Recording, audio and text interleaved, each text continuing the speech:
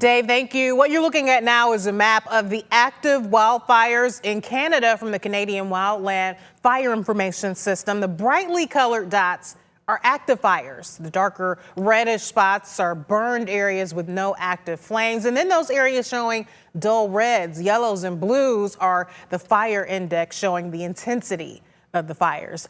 Those fires not just impacting our neighbors to the north, but settling here in West Michigan as well. You may notice a haze in the sky today.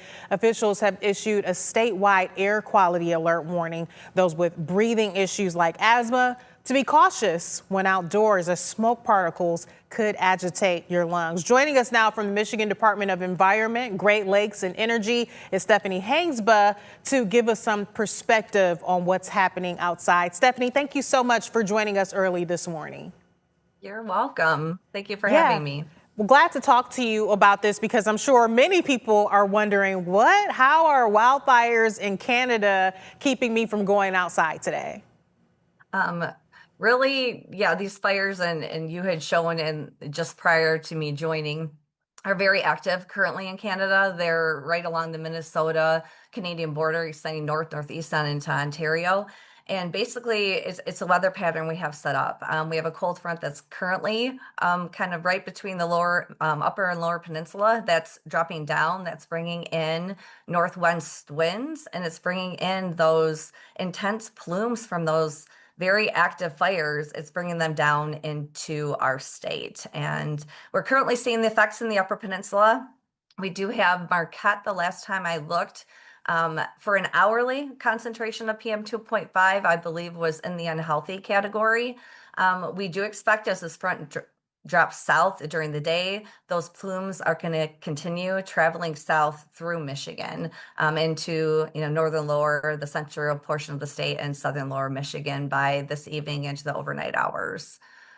Gotcha. So hopefully only dealing with this for about a day and then that moves out of here. But while this is a concern for us today, what does that mean? I mean, should someone like me with, not a lot of health issues, no major health issues, is this something that I'm really going to need to be concerned with as I go about my day to day?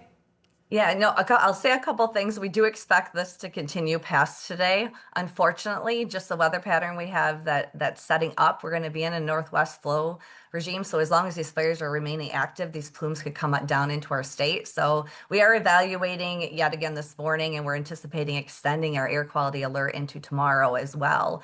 But like you had mentioned, with levels becoming this high and with the wildfire smoke, people who are generally healthy, and that would be me as well. Thankfully I don't have asthma or any type of respiratory issues. But when we see hourly values up into the unhealthy or possibly very unhealthy range for a short period of time, then the average person can really start seeing the effects of the smoke. It could be watery eyes. It can honestly be a scratchy throat. Maybe you'll cough a little bit more. So that's why we really want to let the public know what's going on. Of course, it protects sensitive groups for sure, but then also levels that we're expecting could start influencing people that are otherwise, healthy and tend to not be affected by high pollution levels.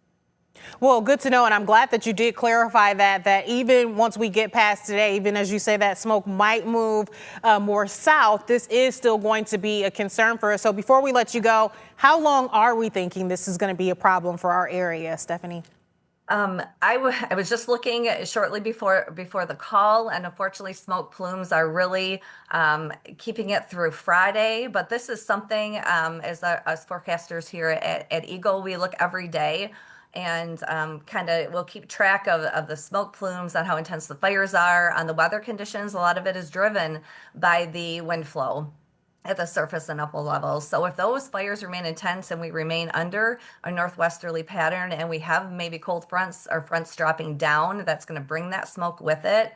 It could be, lasting through the end of this week. But again, it's something that we look at every morning, and we'll determine if we want to continue any type of air quality alert for the next day. But the way things, like I said, now it looks like it could last possibly through Friday. All right, good to know. Of course, we know this situation is always changing. Good to know Eagle is keeping an eye on things and will keep us informed. Stephanie, thank you for your time this morning. You're welcome. Have a good day. Same to you. Thanks again.